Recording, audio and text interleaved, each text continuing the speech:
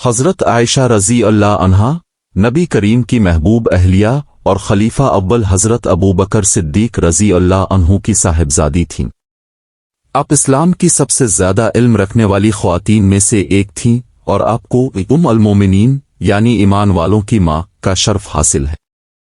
یہ بات درست ہے کہ حضرت عائشہ رضی اللہ عنہا کی کوئی اولاد نہیں ہوئی، لیکن قرآن و حدیث میں کہیں بھی یہ ذکر نہیں کہ یہ کوئی کمی یا عیب ہے۔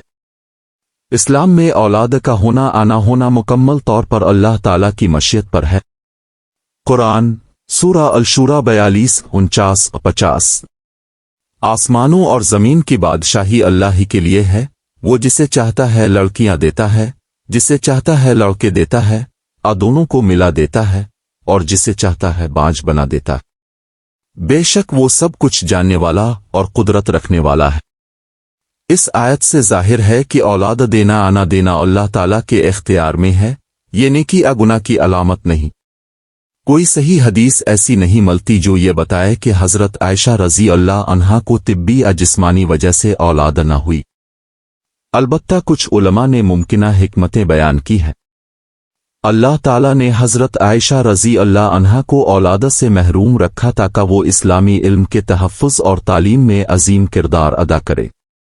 اپنے نبی کریم سے 2000 سے زائد احادیث روایت کیں۔ کئی صحابہ اور تابعین نے نبی کی تعلیمات اب کے ذریعے سیکھی۔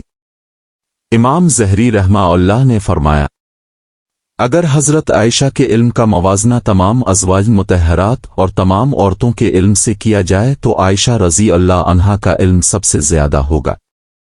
لہذا اللہ تعالیٰ نے آپ کو علم اور تعلیم کی ماں بنایا، نہ کہ صرف اولاد کی۔ حضرت عائشہ رضی اللہ عنہا کی شادی کم عمری میں ہوئی اور مدینہ منورہ میں رخصتی ہوئی۔ کچھ عرصے بعد نبی کریم کا وصال ہو گیا اور اللہ تعالیٰ کے حکم سے اپنے ساری زندگی بیوگی میں گزاری۔ قرآن سورہ الاحزاب 33-6 نبی مومنوں کے لیے ان کی جانوں سے بھی زیادہ قریب ہیں اور ان کی بیویاں مومنوں کی مائیں ہیں، یعنی نبی کی ازواج کو اب کے بعد کسی سے نکاح کرنے کی اجازت نہیں تھی۔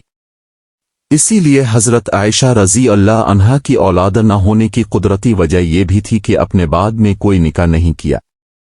اگرچہ اب کی جسمانی اولاد نہیں تھی، لیکن آپ کو ام المومنین مومنین کی ماں کا عظیم لقب ملا۔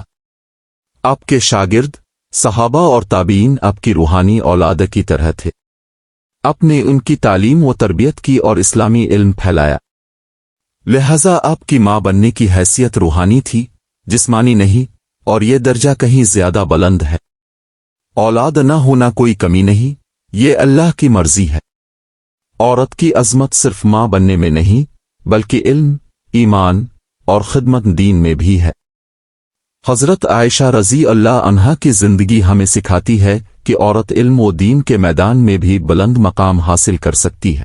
حقیقت حضرت عائشہ رضی اللہ عنہا کی اولاد نہیں ہوئی، سبب قرآن و حدیث میں ذکر نہیں، یہ اللہ کی مشیت تھی۔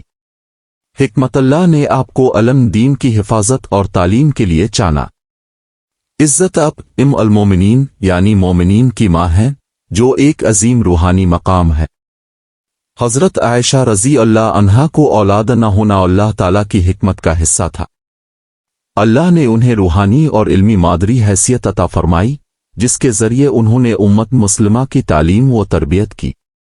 آپ کی زندگی ہمیں یہ سبق دیتی ہے کہ اصل عظمت ایمان، علم اور خدمت دین میں ہے، نہ کہ صرف اولاد دنیاوی حیثیت میں۔